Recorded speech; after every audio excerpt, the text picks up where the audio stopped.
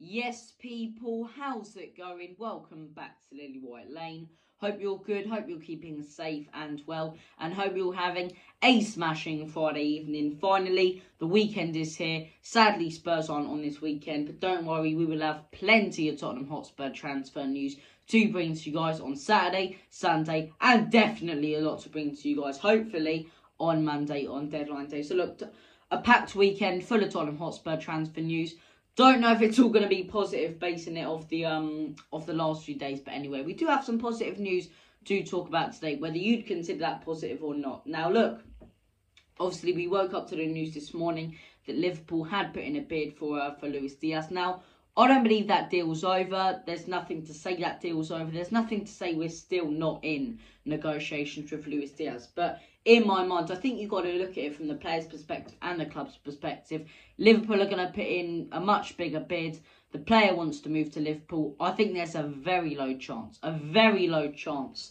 that that player does move to Tottenham Hotspur and Luis Diaz. And obviously, basing it off the reports from the likes of Alistair Golden, Fabrizio Romano and David Ornstein, Tottenham Hotspur are getting to the chaos side of the transfer window where, you know, there's a massive uncertainty inside the club, as I say, about signing players and fans' reactions to the January transfer window. And look, it's going to be very, very interesting, but we do have some news to bring to you guys about two Juventus players that could potentially be moving to Spurs. So we'll start things off with Dejan Kulusevski. We heard today from David Ornstein and from Fabrizio Romano himself, two very reliable journalists, that Tottenham Hotspur are looking for a loan deal for Kulusevski. Juventus do want a loan for an obligation to buy it. And Tottenham Hotspur, at the minute, I'll say at the minute because we've had so many transfers that have just been bottled in the January transfer window.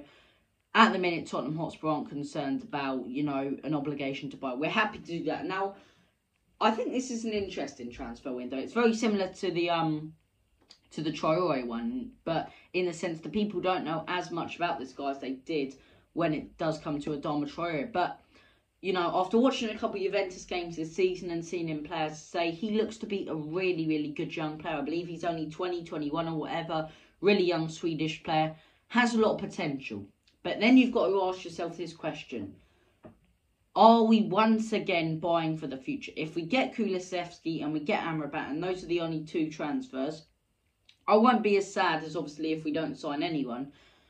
But why are we buying for the future again? And why are we buying in positions we don't need? Luis Diaz was understandable because he's a world-class player and he can adapt to an attacking midfielder role and sit behind someone such as Kane. But why are we going for a winger? That's like the one position we don't need. Bergwijn, by the looks of it, amongst our interest, is going to stay. Moore's obviously going to stay. Kane's going to stay till the end of the season.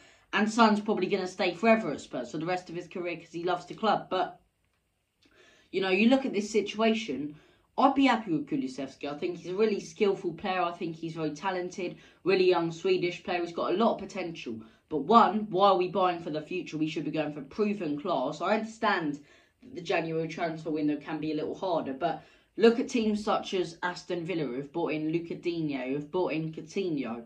It's not that hard a window. It's hard when you make it hard for yourself by not going that step further. Summer business is easier because you can look at deals and there's no sort of rush to get them. Yet in the January transfer window, you need owners who are really going to give it something, who are, you know, going to raise 5 to 10 million to get those players. And sadly, we don't have that. We've missed out on deals such as Luis Diaz, such as Adama Traore, by 5 to 10 million because we don't have those ambitious owners. But Kulusevski, for me, good talented player. I'll be very, very happy if we bought him, but we do need a midfielder. Speaking of midfielders, this one, you know, today we have had a bid rejected. I believe it was 20 million or something, or we had interest and it was rejected for Bentancur, the Juventus midfielder, as to say. This guy's exactly what we need, in my opinion. I understand he's a little bit more defensive, but he can play box to box. He's creative. He really brings something to the team. And I just think that's a position we should be prioritising a lot more than a winger. It's like, why are we going for all these wingers? Traore, understandable because it's right wing back. Luis Diaz, understandable because he's a world-class player. This guy, I understand he's young, but we saw the exact same situation. I'm not saying it's going to play out like this. We could look back in this in a couple months and I could be right saying he's a class player and he could be a full-on first team at Tottenham Hotspur. But, you know, the same situation could happen as Brian Hill, where this guy isn't good enough, and we've bought, you know, far too way forward for the future. Brian Hill, for me, needs a couple loan deals to get fixed. But, you know, this guy, should we really be going for him? I understand he's good, but why aren't we going for a right back? Why is that not our priority? It does not make sense. Because it's clear to me that Conte thinks we need one, but ENIC and Daniel Levy, once again, are taking decisions into their own hands. I put something on Twitter this morning, you know, Paratici's cooking. I put a picture of beans on toast, because that's what it's like right now. He's not really cooking anything, is he?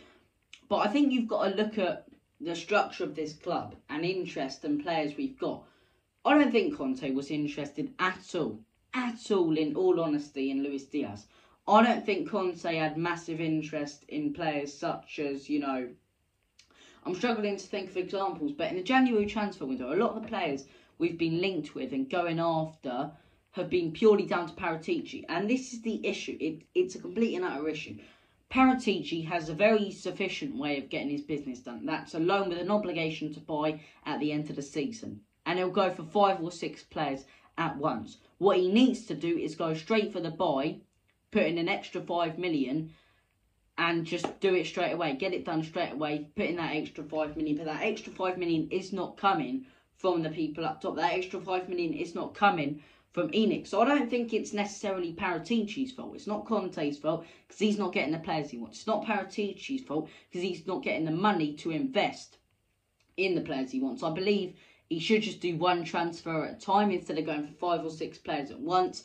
Then you might actually have a bloody chance of getting it done.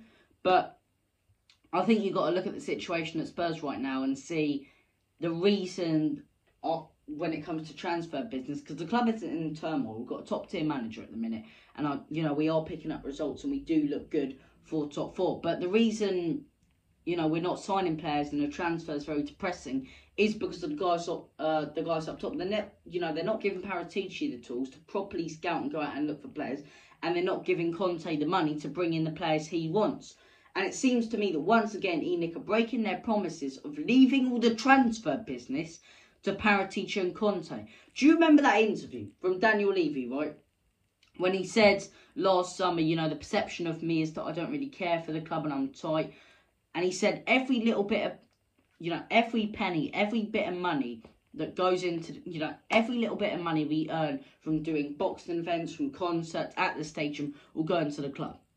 Then an article was released, you know, a couple of days later. Spurs got, what, 5 to 10 million off the boxing event from AJ Usyk. Tottenham Hotspur got a good amount of money from a couple of the concerts at the stadium. Tottenham Hotspur have been earning money from NFL come to the stadium. Yet why aren't we investing 1 penny of that money, 1 penny of it, in the January transfer window? I've spent more than Spurs in the January transfer window by getting a bloody chocolate bar down at Tesco's.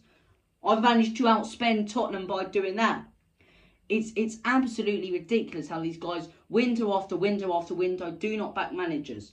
Yet they get let off because managers overachieve. The top managers such as Pochettino and Conte, they overachieve massively. So then certain fans who are far too delusional, and this is only half of the fan base, who are far too delusional, think, oh, we're doing all right because the manager's being successful, the players are being successful. Yes, that's because the manager's working a miracle with the players he got. You think if that manager, if Pochettino properly got backed with all the players he wanted, or a majority of them, even half of them, he would have won us a couple of league titles. Conte right now, if he, you know, was getting backed in a January and was properly backed in the summer, I reckon would win us the league next season. Yeah, the reason we're nowhere near Chelsea, nowhere near Liverpool when it comes to squad depth and the entire team is down to ENIC. So, Kulusevski, for me, I'd be happy with the transfer. I think he's a good player, but we need to sign an attacking midfielder and a right wing back with him. And the protest, I can't big it up enough. That does take place on deadline day. Please go there if you can.